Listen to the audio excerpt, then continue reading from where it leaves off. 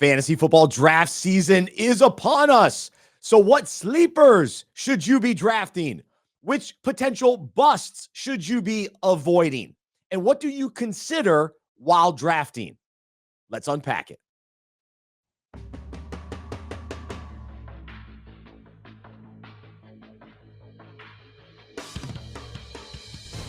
This is the Fantasy Football Fellowship Podcast, the show that unpacks fantasy, faith, and life. I'm Bryce Johnson, joined today by Harrison Zuckerberg. We won't always be right, but we hope we'll be convincing as we provide fantasy advice and, more importantly, biblical encouragement. We've got a great breakout for you today as we take fantasy concepts related to the Bible, related to life. Today's topic is about considering and examining when making decisions in fantasy and in life. And before we get to that, want to encourage you to check out fantasyfootballfellowship.com. Become a free member today. Get access to all of our breakouts all season long. The content is designed for you and your league to discuss during league meetings each week during the season. So have fun competing just like always, but why not play fantasy football with purpose? Grow in your faith, build meaningful relationships, all during the fantasy season as we talk fantasy, but more importantly, talk about life in the Bible and faith and struggles and challenges and encouraging one another. So we want your league to experience that type of fellowship this season. So become a member for free today. We've got all the resources and content for you on fantasyfootballfellowship.com. Today on the show, we will also get to the rookies we are most likely to draft this season, that we encourage you to draft this season. I'll give you three guys. Harrison will give you three guys. And we've got three sleepers, three busts to share with you as well. Plus, we'll get into some other fantasy football news from the week. Training camps are underway, and already the hype is coming out. The concerns are coming out. The injuries are happening. We're a couple days in, but here we go. So what do we make of it all? We'll discuss it coming up. But first, this week's breakout. All right, so when you are on the clock and when you are getting ready to draft, and even now, as you prepare for your fantasy drafts, the question is, what do you consider?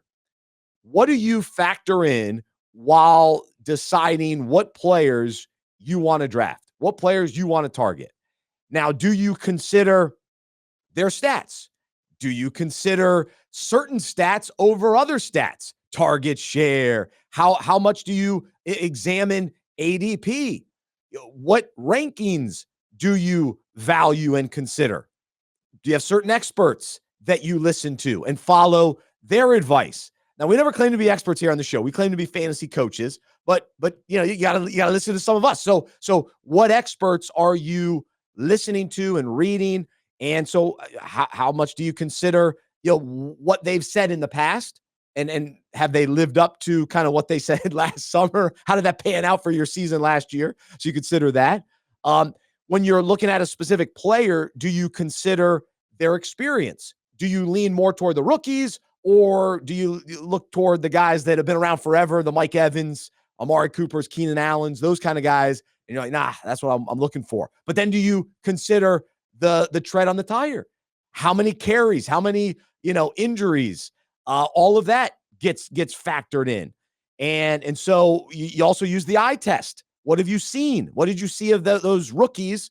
What did you see of them in college? What do we see during training camp? So the eye test factors into what we consider while making fantasy decisions. And so as we look at our own lives, let's take this train of thought a little bit further. What do we consider when making decisions? Whether it's job decisions, whether it's relationship decisions, but then also the decisions that we make that are facing temptations, facing, all right, do I go this path or that path? Do I show up to this or not show up to that? I was having a conversation with a buddy last night. I go, I don't know if that's even a good idea to even go there, let alone what can happen once you get there. And so What do we consider? Will my buddy consider what I said? And so here are a few things I think that we have to unpack a little bit further. Do we give serious thought to wise counsel? Ultimately, what God says in his word. Do we consider what the Bible says when making decisions? And do we consider how our choices affect others? And so do we neglect or overlook certain things that we know to be true, or do we truly examine and consider all the facts and what we do know and the truth of God's word and the truth of the people that we trust? And so when it comes to considering, there's some great verses that we can look to today. And so in Hebrews 10:24, it says, "And let us consider thoughtfully how we may encourage one another to love and to do good deeds." And so how often do we consider how we can encourage others? Do we consider, okay, how can I have an impact on someone? How can I serve them? Do we ever consider it? And then, how often do we consider, reaching out intentionally? And do we consider how we can show gratitude toward others? And so let's look at another verse here in Hebrews 13:7. It says, "Remember your leaders, for it was they who brought you the word of God, and consider the result of their conduct, the outcome of their godly lives, and imitate their faith, their conviction that God exists and is the creator and the ruler of all things, the provider of eternal salvation through Christ, and imitate their reliance on God with absolute trust and confidence in his power, wisdom, and goodness."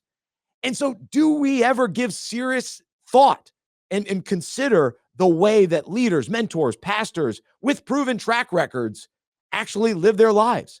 How do they, love their wives and their kids, and how do they do business? Who are we looking to? Again, back to fantasy, the experts and how they operate their fantasy teams. Are we learning from them? Are we imitating them? No, those fantasy experts are not perfect, but they have wisdom. We can learn from them. The ones that have been playing for 30 years, we can learn. And so in our own lives, who are we looking to? Who are we considering and examining and going, okay, yeah, he does things differently. What's that about? How does he do that? And again, this word consider today. And so, yeah, these are all different possibilities of what we factor into day to day. And in some ways we do it, without even thinking about it. But my encouragement for us today is let's actually be intentional and evaluate what we are actually factoring into our decision making so that we can make wise decisions. And my biggest encouragement, let's actually consider and believe and follow what the Bible says, what God's word says, because he's given us his best. Here's the best way to go about life. And so are we going to listen? Are we going to consider it? And we can look back and go, man, I'm so thankful that I stayed on that path. I'm so thankful that I considered what he said about this situation, about this aspect of my life. I'm so glad that I considered the truth before I stepped into what would have been a really poor decision and giving into that temptation. And so there you go. What do you consider today? Let's pick his path to victory and thoughtfully follow Jesus. Consider every day. What does it mean to follow Jesus? What does it mean to become more like him? What does it mean to serve him and live for him? Examine, consider, factor in. There you go. So when it comes to fantasy, what is that for you? What do you factor in? What do you consider? How do you examine your decision making? Let's say hello to Harrison Zuckerberg, and I will throw that question on you. What do you consider most as you step into a fantasy draft? For me, the two most important things to consider are value and balance when you're going into a fantasy draft. Because, everyone's got their guys that you want to go get. Let's say you really want to go get Marvin Harrison Jr., you think he's going to be exceptional, and you go take him in the first round or take him high in the second round. Or, you really want to go get CJ Stroud, you go out, you draft him early. And then at the end of the season, you got your guys and you say, oh, wait, Marvin Harrison Jr. finished as the wide receiver 11. That was a great season. CJ Stroud finished as the QB 7. That was a good season from him as well. Why did I not make the playoffs when I have these high finishers on my team? Well, if you draft Marvin Harrison Jr. as the wide receiver 6 or 7, he finishes at 11. That's not great value at that pick. That didn't really actually help your team that much. Same thing with CJ Stroud. If you take CJ Stroud in the third, fourth round and he finishes at QB6, and a guy like Brock Purdy finishes at QB7 but was taken in around 12, that's pick actually isn't really helping your team, even though they had productive fantasy seasons. So it's about getting the right guys at the right time in the draft and building value throughout the draft as you go, saying, okay, you know what? I think this guy in round 2 may be a top 15 wide receiver, but there's another guy who I also think could do that back in round 4. I'm going to wait and go get the round 4 guy and take a running back earlier and find balance to my team as well. Because the same thing you can look at is, oh, every year we hear guys say, I finished second in my league in points scored, but I missed the playoffs. This is terrible. How did this happen? Well, if you have a bunch of guys on your team that are boom and bust every single week, and one week you score 225 points because, you have Gabe Davis and Mike Williams, they both put up 45-point weeks that week. But then the next week they both only score 5 points and you only put up 80 as a team and lose. That's probably where your problem is. Even though you're scoring some of the most points in the week, you don't have balance week to week in your lineup. Or if you have too many wide receivers that you can't start them all, but you're running back 2, you take in the 9th round, or you're trying to get off of waivers, that's not good balance to your team. So even though you want to get the guys you're excited to get, sometimes you got to slow down and look at your team and say, what is actually going to help me win the fantasy league this season? It's good advice. That's excellent details on what to consider. I will add that for me, I'm really trying to focus more, and I do this to a certain extent, but oftentimes I'll get away from it. But the tiers and really evaluating, okay, this group of players, I'm good with any of them. And so when you can identify the certain parts of the draft where tiers of players or groups of players that, one, from a ranking standpoint, but then also from an ADP standpoint, so where are they actually going? And kind of to your point, it's like, all right, how do I factor that in and go, man, I've got to get a tight end in this round, because if I don't like the next group of guys.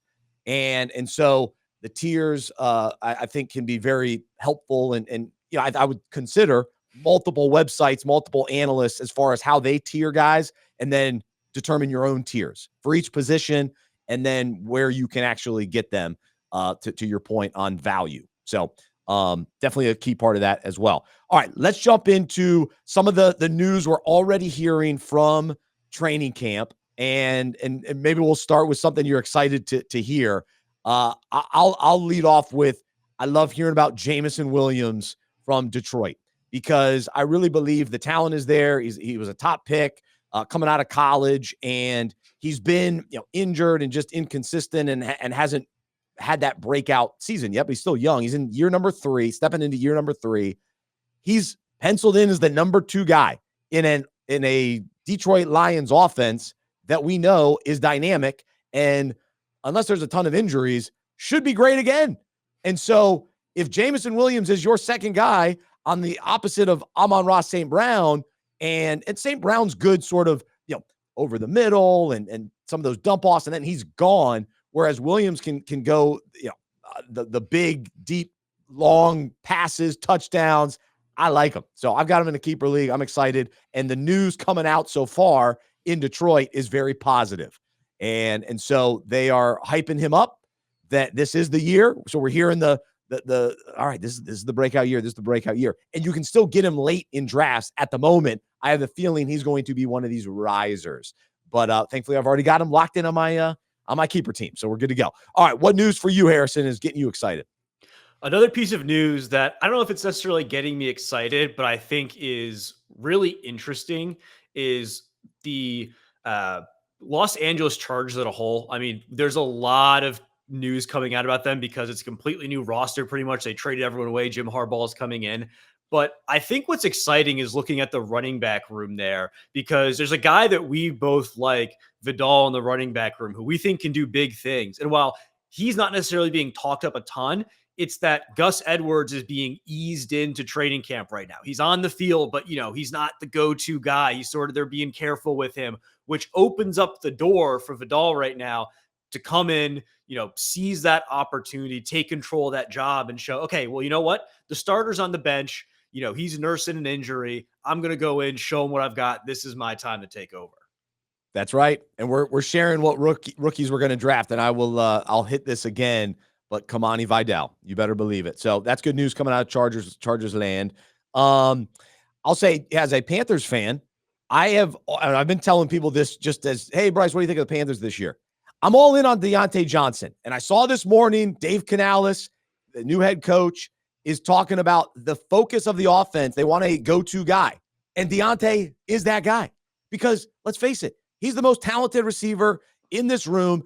He's shown glimpses. He's had moments. He's had seasons when he was in Pittsburgh where he was at the very least, a wide receiver 2, at times a wide receiver 1 from a fantasy perspective. He's going to be that.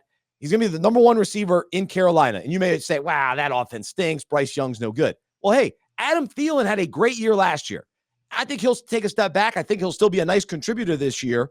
But the number 1 guy is going to be Diontae Johnson, and there's enough volume there, and you're getting him so late. Like right now, he's going so late in drafts. There's no way that continues. But if I'm drafting now, I absolutely am targeting Diontae because the value is tremendous, and this is his opportunity to really kind of prove himself. Last year, a little bit disappointing in Pittsburgh. Things didn't end well there. Let's go. Canales knows. This team knows. Bryce Young will find him. So I like hearing that. What about you? What else? Yeah, another wide receiver, veteran guy who I'm excited about because, again, injuries to other guys maybe ahead of him on the depth chart is Hollywood Brown going to Kansas City. I feel like everyone's talked about, obviously, Rashee Rice. He had his breakout rookie season. Now in a bit of a legal situation. We don't know what the suspension is going to be for him early on in the year. A lot of people are hyping up Xavier Worthy, the first-round draft pick, super fast. What's he going to be able to do? But Xavier Worthy's, missing practice. He's not practiced in a while.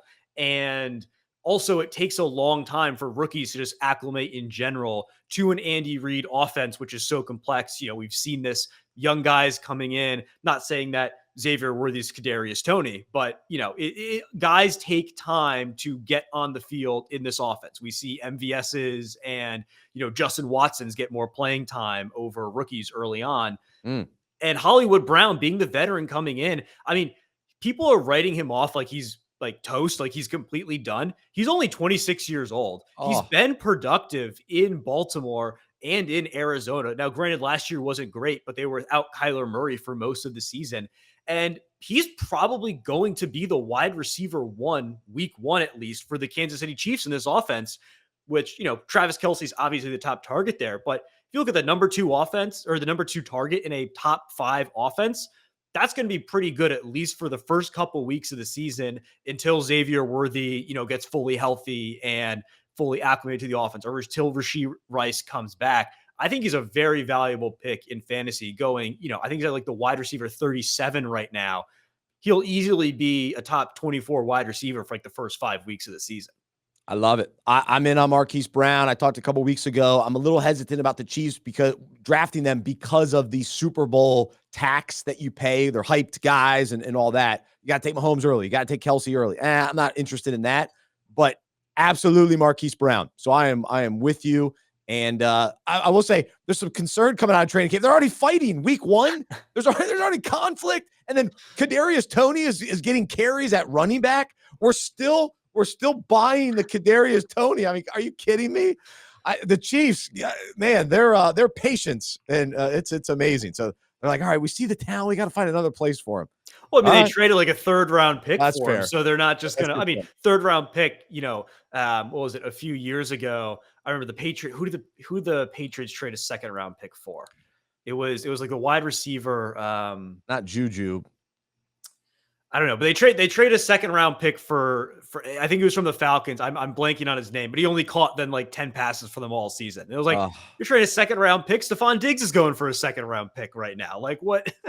That's it. I know. Yeah. Some of these teams. Well, now those mid-season trades, you're just like you're only thinking about we got to go win now. We got to go win now. And they thought that Toney was going to be that guy, and it ended up not working out. But Mohamed Sanu there was you go. the wide receiver they traded a 2nd-rounder for. That's a deep cut. Yeah, I could not remember. So I'm glad you came up with that. All right. Speaking of the Chiefs, let's jump into our next segment here. We're gonna go with three guys that each of us will share that we expect to have a breakout season. So this means that they are going to exceed their ADP. They are going to exceed even what fantasy experts are ranking them as.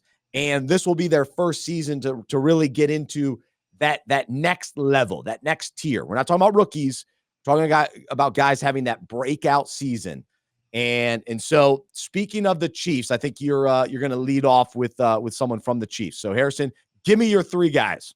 The three guys that I'm expecting to have a breakout season are Isaiah Pacheco, Drake London, and Khalil Shakir. Now, the first guy, Pacheco, I think is going to be fantastic this year. He's going as the running back 11 in drafts. But over the last 10 years, we've seen that running backs that play in a top 5 NFL offense finish as an RB1 56% of the time. So that bodes well for Pacheco already, just being in the Kansas City offense. But the biggest thing for me is that Jerick McKinnon is no longer on the Kansas City Chiefs roster, which has been, a thorn in people's sides for drafting Isaiah Pacheco because he comes in, he steals all the receiving work. Now that he's gone, we saw last year in the 4 games without McKinnon, Pacheco have 5 receptions per game, which is, if you stat that over a full season, he's going to be a top 10 running back. We also saw from week 11 on last year, he was averaging 18 carries per game, 4 receptions per game, for 115 total yards and almost 1.5 touchdowns per game. They really rode him at the end of the year, especially in the playoff run. He was getting 20 plus carries per game in the playoffs. You talk about the Super Bowl hangover and all these new wide receiver weapons coming in, which we just mentioned, who's going to really sort out who's the number one target. The number one factor in the offense should be the run game, and it should be Isaiah Pacheco. That's what they should lean on early in the season. And I also think bringing in all those weapons opens up more of a running lane for him. You can't have an extra safety in the box. You got to go back to 2 high safeties when you now have, burner speed in Xavier Worthy and Hollywood Brown as deep threats. Isaiah Pacheco, I think, has the opportunity and both the skill set to really perform and finish maybe even as a top 5 running back this season.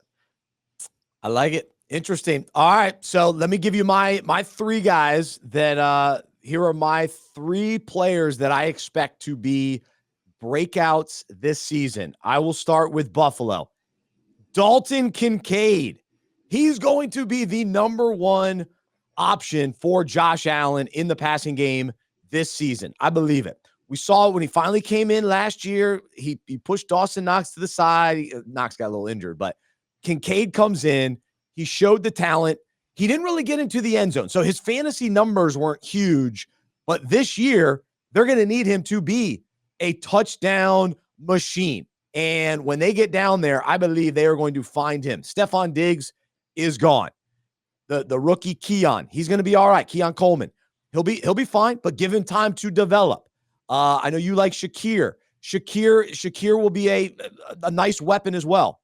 But the most talented guy, he's a first round pick last year. He's coming off of his rookie season. Dalton Kincaid, 6'4". He's this next, I think he's the next great tight end. I really do. You can get him in the 5th, 6th round in fantasy drafts. I love that value. So Dalton Kincaid is my tight end. My running back is Jaylen Warren, and my receiver is Rashid Shaheed. I still can't believe he's going in drafts at wide receiver 56. This guy, he showed flashes last year, but he is going to be even more involved in this offense. And we like Chris Olave, but Shaheed, more involved. Mike Thomas gone. I love the opportunity for Shaheed this year. I mean, so fast. They're going to use him on this new kick return style too. But he's just going to be more a part of the offense and big weapon. And then Jaylen Warren in Pittsburgh. So I'm out on Najee Harris. The time is now. The offensive line is better. I think, George Pickens is great in the passing game. I like Pat Freiermuth, but they need to run the ball. The Steelers will run the ball, rely on their defense, rely on a strengthened offensive line. And between Harris and Warren, it might be a 1-2 punch, but this is the breakout season for Jaylen Warren. We thought maybe it would happen last year. We saw it a little bit. This is the year where they finally turn it over and go, Warren's the better back. Warren's our guy. Let's go Jaylen Warren. So 3 breakouts: Dalton Kincaid, Jaylen Warren, Rashid Shaheed. Those are the guys you want. 2 bonus ones, I'll throw in Chase Brown, which I've already mentioned on this podcast so far this season.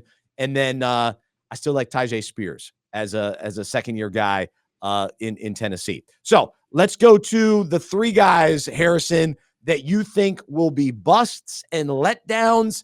And this is mainly because of their ADP and how early you have to take them. You don't like the value, or maybe you just don't think, hey, I just don't believe in this guy anymore. Who's that for you? So the 3 guys where I think you're going to be really disappointed if you draft them early in your fantasy drafts are Michael Pittman, Jackson Smith-Njigba, and Aaron Jones. You look at Michael Pittman, he's going as the wide receiver 21 in drafts right now, which is fine because the last 2 seasons, he's finished as the wide receiver 15 and the wide receiver 23. And people are really excited about Anthony Richardson, but for fantasy purposes, I don't think that correlates to success for Michael Pittman because Anthony Richardson's value comes from running the football. Anthony Richardson was not a great quarterback last year passing, only a 59% completion percentage and ranked 29th among QBs in catchable pass rate. I don't think that translates well for Michael Pittman finishing as a top 20 wide receiver. I think people are going to be disappointed with that pick. Another wide receiver you look at, Jackson Smith-Njigba, very popular post-hype sleeper. Everyone thinks, he's going to have a better season this year. He did was a rookie, first-round talent. He has to. And while I think that's true, I just don't think he's really going to pay off that much on his ADP of wide receiver 42. Because even if he has a better season and passes Tyler Lockett on the depth chart, he's not passing DK Metcalf. He's not becoming the number 1 guy there. And when you look at offenses that have 2 elite fantasy wide receivers, they really need to be an elite NFL offense as well. I mean, you look at guys like T. Higgins and Jalen Waddle, Devonta Smith, Brandon Ayuk. They're all on top NFL offenses. That's why they're also able to have great seasons as a number 2 on their team. I don't think Seattle is going to be a top 5 offense in the league. I think Smith-Njigba will be better. But, if he finishes as the wide receiver 34, being drafted as the wide receiver 40, yeah, that's technically value, but that doesn't really help your team that much. And then the final guy, which I have no idea why he is being drafted as high as he is Aaron Jones. I mean, Aaron Jones is 30 years old. He's only had 8 total rushing touchdowns over the last 3 years. And that was in the Green Bay offense with Jordan Love and Aaron Rodgers as his QB. Now he goes to Minnesota. You look at the reasons for why you should draft a running back, right? Like, is he in a top offense? Well, no, Aaron Jones is not in a top offense. Well, is he going to get 25 touches a game? No, Aaron Jones has never been that type of guy who's going to get 25 touches a game. Well, is he some young guy who we think his role is going to increase and he's going to be explosive? Like I said, he's 30 years old. We kind of know what Aaron Jones is at this point. And he's going as the RB19 in drafts, a running back too. That's absurd to me. If your only argument for, production is that, well, he's the starter in Minnesota, just draft Devin Singletary then, who's the starter for the Giants, or Austin Eckler, who's a similar type of player, is going as the RB33. Just take those guys later rather than taking Aaron Jones as a top 20 option. Makes no sense. Totally agree on Aaron Jones. That is a very clear bust there.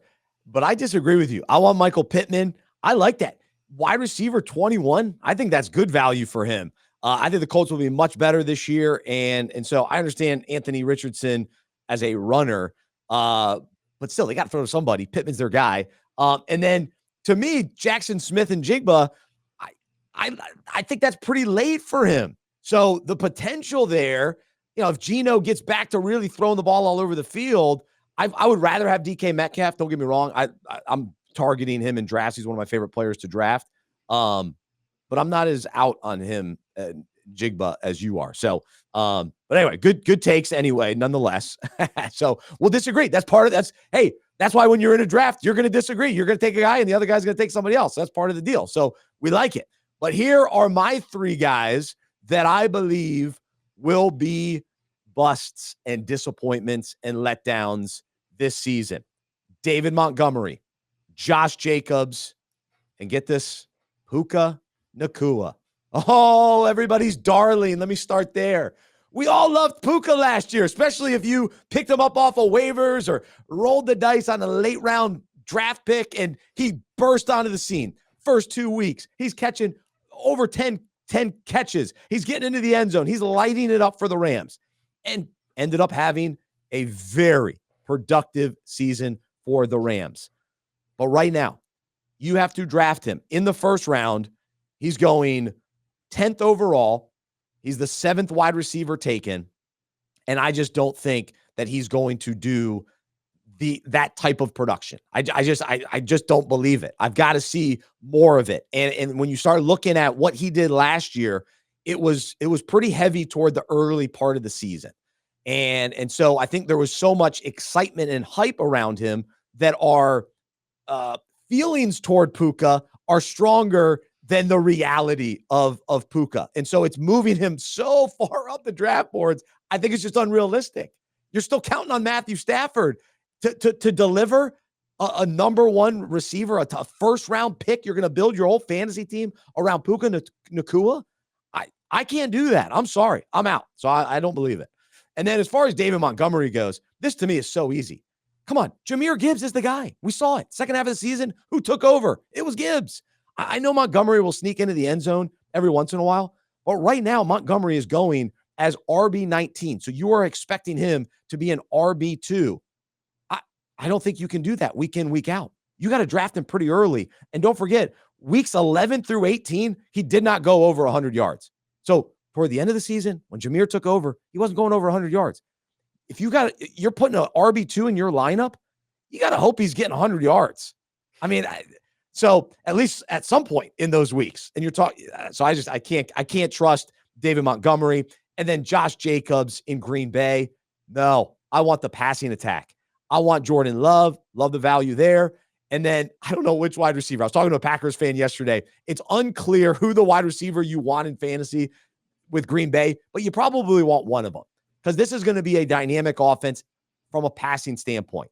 And if you believe that Josh Jacobs is going to catch some out of the backfield, maybe, but you have to draft him as RB12. That means that's your starting running back. That's your RB1. No, thank you. He's already got hamstring issues. Last year, he only had 2 games over 100 yards the whole season. 2 games over 100. I know the Raiders stink, but guess what? My boy Zamir White came in and was awesome at the end of the season, and he was rushing over 100 yards. So Josh Jacobs in Green Bay, no thank you. Those are my busts, Montgomery, Jacobs, and Puka Nacua. All right, we will wrap up with this, and we'll go somewhat quickly on this, but let's share 3 rookies that you plan to draft the most. Both of us are in multiple leagues. We won't be able to snag these guys in every league, but these are who we are targeting, and we hope to leave a lot of our drafts with these rookies. Harrison, who are the 3 for you? The 3 rookies that I plan to take the most in my fantasy drafts are Brian Thomas Jr., wide receiver for the Jacksonville Jaguars, Jaden Daniels, QB for the Washington Commanders, and then Ray Davis, running back for the Buffalo Bills. I've talked about Brian Thomas Jr. a lot already. I think when you look at the Jacksonville offense, he was drafted as the guy to be the alpha in that offense. Christian Kirk's great. He's a nice slot receiver. He's consistent. Gabe Davis is a good deep threat. Brian Thomas Jr. is the most talented and most electric wide receiver of the bunch. I think he's going to take over there as the alpha by the end of the season. Then you look at Jaden Daniels in Washington. For all the reasons that people are excited about Anthony Richardson, you should be equally, if not more excited about Jaden Daniels. Amazing rushing upside for fantasy. And in my opinion, he's coming into the NFL as a better passer already and with better weapons in the receiver room than Anthony Richardson has. But Anthony Richardson's going as the QB 5 or 6, depending on where you're drafting. And Jaden Daniels is going as the QB 14.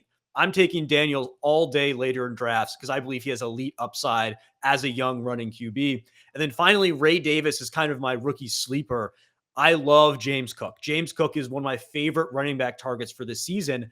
But I think, talking about taking handcuffs of other players, if I don't get the chance to draft James Cook, I'm drafting Ray Davis just in case Cook gets injured because I think the opportunity applies to him as well for what's in front of him in Buffalo. They took him in the 4th round. He's a different prototype of running back than James Cook, a lot bigger guy. So I think he will get touches early on in the offense. And, you'll see him around the goal line. He'll be annoying to James Cook owners. But if anything happens to Cook, I think he is a easy top 15 running back start every single week as a rookie. I like those guys as well. I'm intrigued by those three. And as I was looking at you in your studio there, I see the Cooper Kupp jersey hanging, and I didn't even mention him earlier when I was talking about Puka Nacua. Guys, Cooper Kupp is still there. Like, this might be a bounce back season for Cooper Kupp too, to where he's even more involved. And so that's another reason why I just can't take Puka in the first round. I think it's crazy. So Yeah, I mean, I had to talk add that. about values. Yeah, Cooper Kupp right now is going in around 4, maybe round Oh, 5. Like, people are completely writing him off. And you look at the target share from when him and Puka were both on the field, they were pretty much both getting 8 targets a game. Like, it was a split, like 1A, 1B. One of those guys is going in the first round, though, and the other one is going in, like the 4th round. I would take Cooper Kupp all day as a wide receiver, too. yes, absolutely. So I think that's that. Yeah, that's the decision there. All right, here are my 3 rookies that I can't wait to draft. I think you should draft them as well. Every single show, I will say this, and I will say it every show until the season starts or until I'm proven wrong. How about that? But Kamani Vidal, I'm telling you, this guy is good. He's going to be the guy in LA with the Chargers. He's the running back you want. You can still get him late. I would say take him a round before even than what you think, just to make sure that you get him. That's at least what I'm going to do. But come on, Gus Edwards, J.K. Dobbins, you can't count on those guys. You can count on Kamani. But here are my other 2 guys, Bucky Irving and Trey Benson. And these 2 running backs as well. I love drafting rookie running backs. I'd prefer to have all the young guys versus the old guys. And so with James Conner, it's just like, come on, we're really doing this again in Arizona. So Trey Benson is the backup to James Conner. James Conner hasn't played more than 13 games in a season over the last 2 years. And Trey Benson was drafted in the 3rd round of the rookie, by the Cardinals. And right now he's going as the 33rd running back off the board in drafts. And so I like that. If you're drafting him as an RB3, and I think he's got the potential, if Connor's injured again, to jump up there as at least an RB2. But then also I think they'll get Benson more involved even in the offense, even if Connor's still out there. But I think eventually toward the end of the season, Benson's the guy you want in Arizona. And I feel the same way about the Bucks. I don't want Rachaad White this year. I know he was great last year, but Dave Canales was a big part of that, throwing the ball to White. And White was really the only running back that really did anything last year in Tampa Bay. I think Bucky Irving, he's a nice weapon out of the backfield to chip in or to take away what Rachaad White did last year, as far as he got everything. White was getting everything, 3 down back. Now Bucky Irving comes in. He was a 4th round pick out of Oregon. And here's, I saw this comparison from Andrew Erickson on Fantasy Pros. And Andrew said, my favorite comparables for Irving include Darren Sproles, Austin Eckler, and Danny Woodhead. Fantasy legends, baby. So I want Bucky Irving as well. So those 3 rookie running backs, Kamani Vidal, Bucky Irving, Trey Benson. I'm moving on from the veteran running backs in all 3 of those situations. I don't want White. I don't want Connor. I don't want Dobbins or Edwards. I want these 3 guys. It's going to be fun. That's going to be a fun ride late in the draft. So there you go. We did a bunch of 3s today. That's the theme of today's show.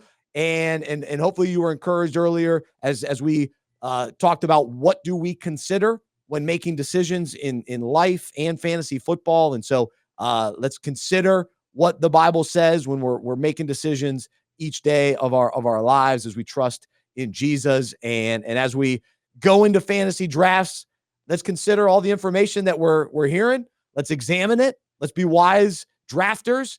And hopefully we added to some of your wisdom today. So Harrison, appreciate your insights and all of your analysis for us today. Any final thoughts? Yeah, I think the last thing to say, I really like Trey Benson as well. I know you talked about him. And then just one more rookie who I think people should keep an eye out for is Jermaine Burton in Cincinnati, going as the wide receiver 75 right now in drafts. So pretty much for free. I think the T. Higgins situation is interesting. He's going to play, but we already know they like to run a lot of 3 wide receiver sets. If T. Higgins isn't going to be on the field next year for the Bengals, he's going to leave in free agency. Maybe they start to work the rookie in a little bit more over him towards the end of the year, and we see a breakout from Jermaine Burton out of Alabama. Very talented player.